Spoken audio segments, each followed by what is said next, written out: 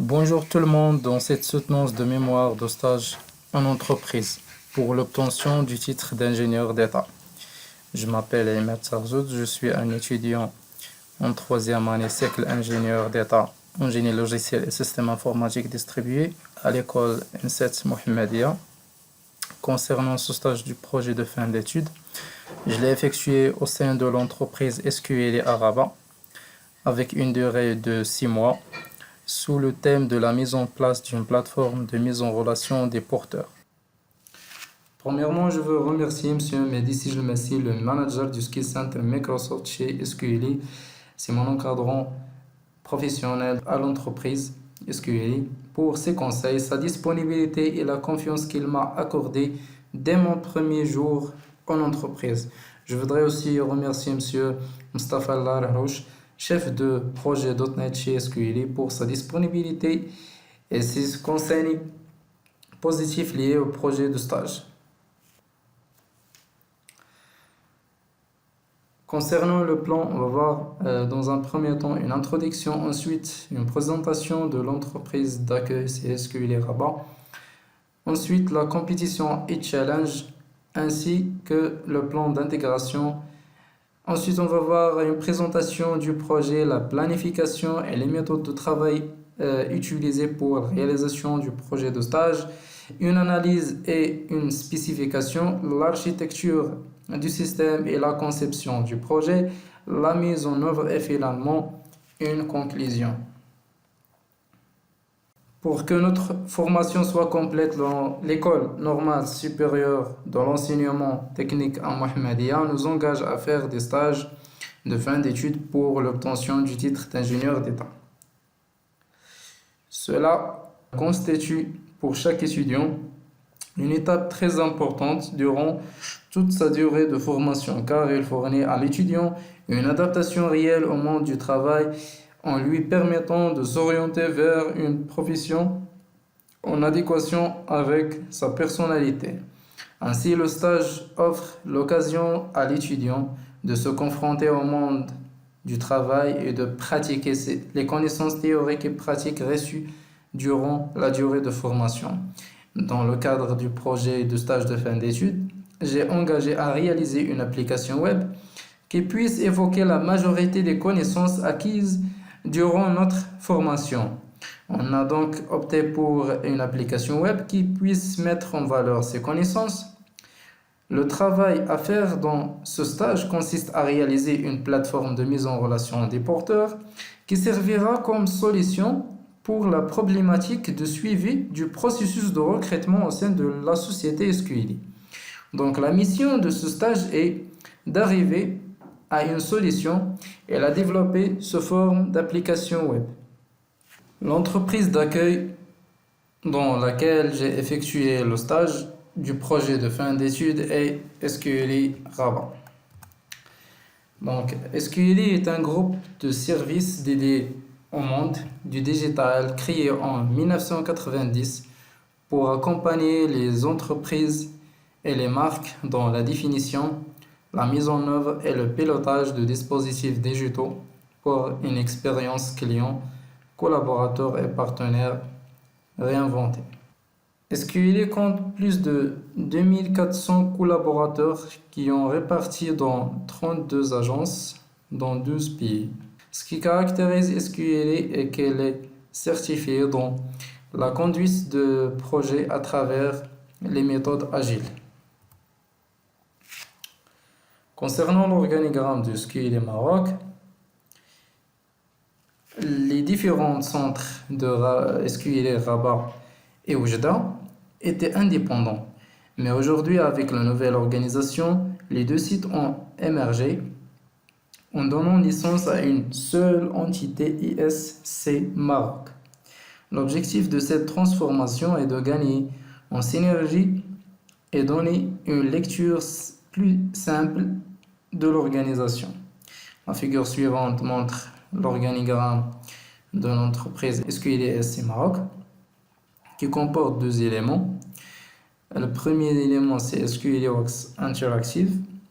Elle s'occupe à assister les clients sur la voie de la digitalisation, afin d'avoir un bon positionnement sur le marché. Cette structure intervient sur le plan stratégique vis-à-vis des clients. Le deuxième élément, c'est SQL entreprise. Il s'occupe de la réalisation des systèmes d'information des clients. À son tour, SQL entreprise est composée de plusieurs business units. Premièrement, on trouve l'unité Microsoft, c'est l'unité dans laquelle j'ai effectué mon stage de projet de fin d'études. On trouve aussi l'unité e-commerce Java J2E, l'unité mobile front, l'unité agencée, l'unité TMA et l'unité delivery. Chaque unité a son rôle et son fonctionnement au sein de l'entreprise. Concernant la compétition et challenge, depuis 2006, chaque année, SQL lance une édition de son concours national et challenge visant à dresser une passerelle entre les écoles et SQL, créer un espace d'échange mutuel, confronter les futurs lauréats à un contexte issu de la réalité du marché, proposer aux meilleurs candidats des stages de fin d'études pré-embauche et finalement donner une chance de gagner des prix pour les finalistes. Ce concours et challenge est une compétition de programmation qui regroupe les jeunes développeurs de toutes les écoles marocaines. Elle est programmée ou bien organisée avec le plan suivant. On trouve 3 étapes. La première étape, c'est une étape de présélection à base de tests techniques sur la plateforme HackerRank. Ensuite, une évaluation technique aux locaux de l'entreprise SQL. Et finalement, un entretien technique RH avec les candidats réussis sur l'étape 2. Pour le plan d'intégration, donc l'objectif principal de ce plan est de présenter les étapes de commencement du stage au sein de l'entreprise et permettre aux collaborateurs d'intégrer l'équipe de développement. Dans le premier jour du stage, SQL a réalisé une journée d'intégration pour accueillir les stagiaires et définir l'entreprise en partageant des informations concernant les services et les activités de l'entreprise. Après la journée d'intégration, les stagiaires commencent une formation d'une durée de 1 mois. La formation concerne les stagiaires du Ski Center Microsoft à le plan suivant. Alors pour le projet, donc comme vous savez, le projet est sous le thème de la réalisation d'une plateforme de mise en relation des porteurs pour résoudre le problème ou bien le processus, bien de développer le processus de recrutement au niveau de la société SQLI. Donc le recrutement, c'est un processus clé du système de gestion des ressources humaines. C'est un ensemble de tâches stratégiques délicates qui conditionnent la performance des organisations. Ces effets agissent directement sur la productivité, l'efficacité, l'image et le climat du travail. Donc en problématique, SQL travaille avec des fichiers Excel permettant le suivi des propositions des partenaires pour des nouveaux collaborateurs, des actions ainsi que des éléments à vérifier durant la période d'intégration. Cette approche présente plusieurs défis aux managers de SQL pour garantir la performance et la fiabilité et la rapidité de recrutement des collaborateurs. Donc, comme solution, en effet, pour arriver à gérer et automatiser ces processus de recrutement, SQL a créé une plateforme de mise en relation des porteurs qui permet de faciliter et améliorer la sélection et l'intégration des nouveaux collaborateurs d'une manière rapide et automatisée. Pour la planification et les méthodes de travail utilisées pour la réalisation de projets, donc on a utilisé une méthode agile. Donc, les méthodes agiles reposent sur un cycle de développement itératif, incrémental et adaptatif. Ils doivent respecter 4 valeurs fondamentales déclinées en 12 principes desquels découle une base de pratique, soit commun, soit complémentaire. La manifestation agile créée en 2001 comprend 12 principes généraux. Pour réaliser notre projet, donc on a utilisé la méthode Agile Scrum. Donc c'est une méthode agile qui s'applique à la gestion de projet. Le principe de cette méthode est de focaliser l'équipe de manière itérative sur les fonctionnalités à réaliser. Le projet est ainsi découpé en modules fonctionnels qui seront réalisés, testés et livrés par séquence itérative appelée sprints. Donc chaque sprint vise à atteindre un but à partir duquel sont choisies les fonctionnalités à implémenter dans cette phase, comme représente la figure suivante. Concernant notre processus de travail, spécification du backlog, donc le Scrum Master met en place le backlog du projet qui est une liste des fonctionnalités attendues du produit final. La figure suivante montre un exemple de liste de quelques user stories créées par le chef du projet. Ensuite, concernant le découpage de projet en sprints, donc on a découpé notre projet en 7 sprints. Concernant l'analyse et la spécification, premièrement, on a l'analyse de l'existant. Donc, l'existant actuel consiste à un fichier Excel qui permet de suivre un collaborateur par un manager chez SQLite. Donc, c'est un fichier Excel qui comporte plusieurs informations concernant un collaborateur dans SQLite. Ensuite, pour les objectifs de projet, on a les objectifs métiers et les objectifs techniques. Pour l'architecture du système et la conception du projet, alors, concernant l'architecture du système, donc le modèle utilisé dans notre projet est basé sur une communication d'API entre un service client front-end et un service back-end implémenté avec .NET Core Web API ainsi qu'une base de données SQL Server. Donc ensuite, on va détailler un petit peu le projet côté back-end. Donc, l'architecture du projet côté serveur, donc on trouve que l'architecture est dite propre. Il met la logique métier et le modèle d'application au centre même de l'application. Donc, au lieu que la logique métier dépend des préoccupations de l'accès aux données ou d'une autre infrastructure, cette dépendance est inversée. Donc, les détails de l'infrastructure et de l'implémentation dépendent du noyau de l'application. Cela s'obtient par la définition d'abstraction ou interface dans la couche noyau de l'application, lesquelles sont ensuite implémentées par des types définis dans la couche infrastructure. Cette architecture est souvent représentée sous la forme d'une série de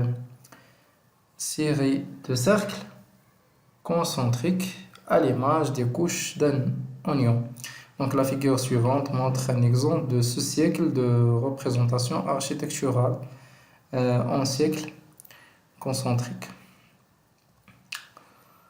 Voilà, donc deuxièmement, pour plus détailler un petit peu l'architecture côté serveur, donc la figure suivante illustre un diagramme de couches. Pour cette façon, donc c'est d'une manière horizontale, plus classique, qui reflète mieux la dépendance entre la couche interface qui est en haut et les autres couches infrastructure et core, application core. Donc toujours sur l'architecture du projet côté serveur, donc la figure suivante est une représentation plus détaillée de l'architecture de l'application côté serveur, conçue selon les recommandations d'une application .NET Core propre.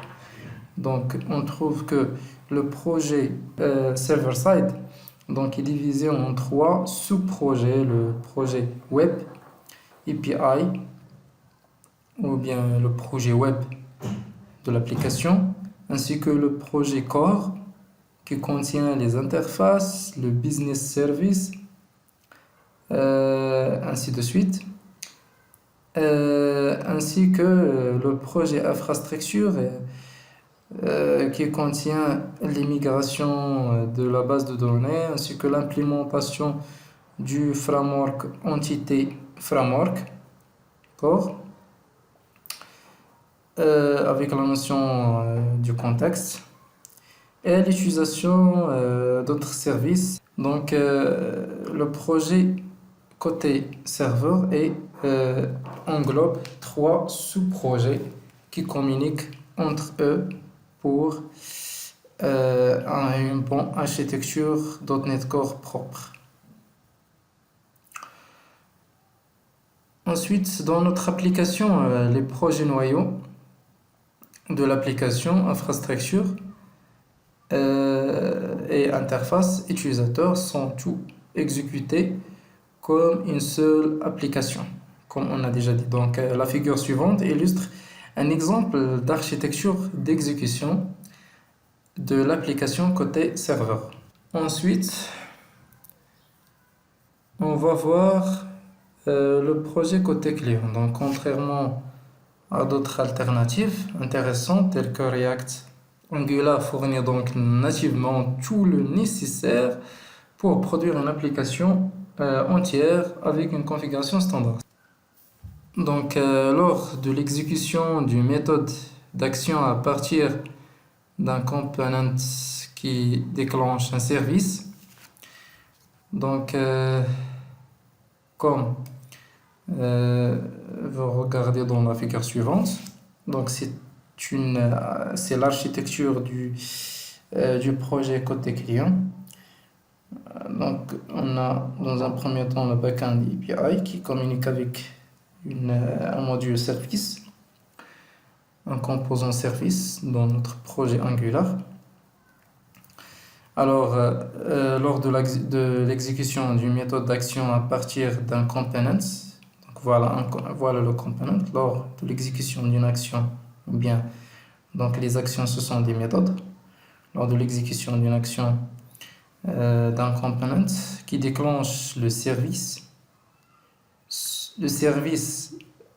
prend en charge la communication avec le backend API pour effectuer l'action correspondante, get, update, insert, delete, etc. L'API fournit les données nécessaires.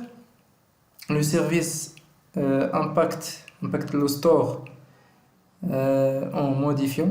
Donc voilà, on a update. Donc le service impacte le store en modifiant les données existantes. Finalement, la requête de l'action demandée et rend le résultat rendering, donc elle rend le résultat au component. Donc voilà un exemple un petit peu une vision sur le fonctionnement du projet côté client. Ensuite, on va voir la conception, à savoir les diagrammes de cas d'utilisation et les diagrammes de classe, ainsi que les diagrammes de séquence et un workflow. Donc, dans la figure suivante, on a un diagramme de package des cas d'utilisation avec 4 acteurs, car l'application a 4 types d'acteurs à savoir l'admin, bien un administrateur technique. Le manager, c'est le Skill Center Manager. Le partenaire, ainsi que les responsables partenaires avec une relation d'héritage. Donc, ce diagramme de package de cas d'utilisation capture le comportement global du système et scinde la fonctionnalité du système en unités cohérentes, les cas d'utilisation ayant un sens pour les acteurs. Ensuite, on a le diagramme de cas d'utilisation pour la gestion des utilisateurs.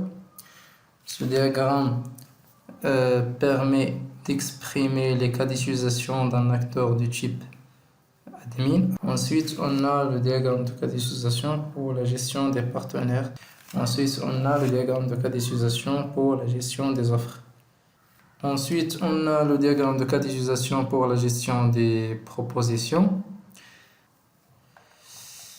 Ensuite, on a le diagramme de classe de la gestion des utilisateurs. Ce diagramme décrit clairement la structure du package utilisateur en modélisant ses classes et les relations entre ces objets. Donc, ensuite, on a le diagramme de classe concernant la gestion des partenaires. Donc, ce diagramme décrit les classes de gestion des partenaires. Ensuite, on a le diagramme de classe de gestion des offres. Ensuite, on a le diagramme de classe de gestion des propositions.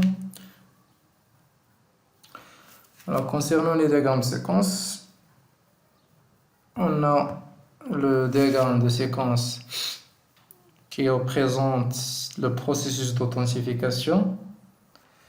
Ensuite, on a le diagramme de séquence qui concerne le processus de création d'une nouvelle offre. Donc, elle décrit les interactions entre les acteurs du processus d'ajout de l'offre. Lorsque l'utilisateur saisit les informations d'une nouvelle offre, le composant d'ajout de l'offre utilise un service de l'offre. Ce dernier envoie une requête POST au API du backend du système. La requête contient un objet JSON qui représente la nouvelle offre.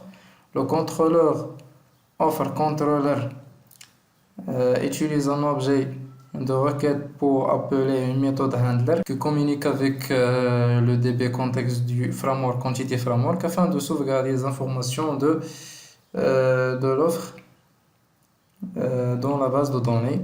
Ensuite, un mapping profile est effectué pour l'offre nouvellement créée et une méthode asynchrone permet d'envoyer l'offre sauvegardée sous format de réponse au service de l'offre au niveau du front-end. Ce service d'offre prend la main pour actualiser la liste des offres affichées, par exemple.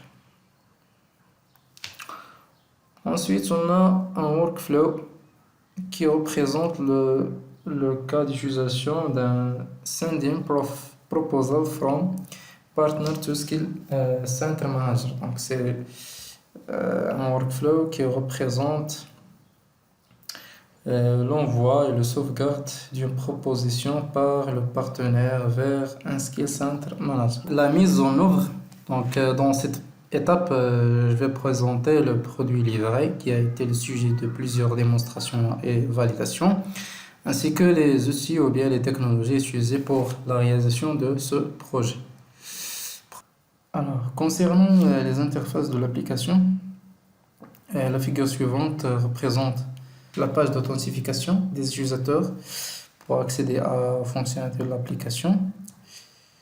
Ensuite, on a l'interface ou bien la page de gestion des utilisateurs. Donc, sur le volet gauche, on trouve les fonctionnalités adaptées pour un utilisateur de type admin. Ensuite, on a la page de gestion des offres de recrutement. Donc, cette interface a un accès utilisateur de type manager. Il lui permet de gérer ses offres de recrutement. Ensuite, on a l'interface de suivi des offres. Donc cette interface présente les détails d'une offre sélectionnée. Donc elle est divisée en deux parties. La partie qui représente la liste des propositions et une partie pour suivi ces propositions. Donc dans la première partie qui concerne la liste des propositions, elle contient une liste des candidats proposés par les partenaires. Ensuite, on a la deuxième partie suivie de l'offre, donc euh, qui contient les propositions avec une représentation verticale sur plusieurs colonnes de différents statuts proposés, pré-entretien, entretien, recruté et rejeté. Donc, cette rubrique permet au manager connecté de déplacer et glisser les propositions sur les différentes colonnes avec les différents statuts selon son choix de candidat après avoir consulté leur CV afin d'opter pour les bons profils qui sont recrutés ou bien rejetés. Ensuite, on a l'interface d'envoi des propositions. Donc, cette interface permet aux partenaires d'envoyer des propositions qui contiennent un candidat sélectionné et choisi, ainsi que le prix qui correspond à cette proposition. Donc, le partenaire, il peut sauvegarder la proposition ou bien de l'envoyer directement au manager de SQL.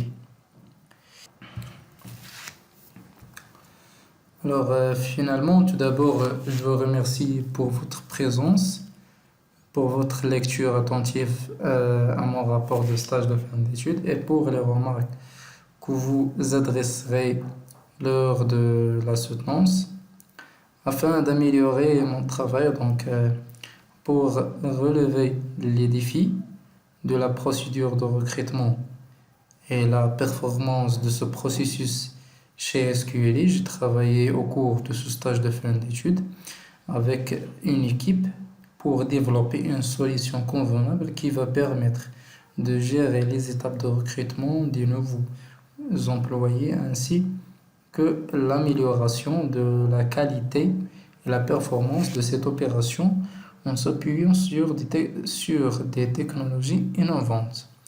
Notre stage de fin d'études, intitulé Plateforme de mise en relation des porteurs, le stage a été très utile et instructif pour moi personnellement, car il m'a ouvert les yeux sur le monde professionnel du développement informatique et logiciel. Il m'a permis de vivre une vraie expérience professionnelle qui m'a donné un aperçu de la relation que peut avoir un développeur, ainsi que de travailler avec des nouvelles technologies afin d'élargir mes compétences techniques. Alors finalement, le travail que j'ai fait durant ce stage de fin d'études me tient à cœur. Je suis extrêmement fier et satisfait de ce que j'ai pu acquérir et réaliser dans cette courte période, en espérant pouvoir réaliser plus dans les aventures professionnelles qui vont suivre, Inch'Allah. Merci.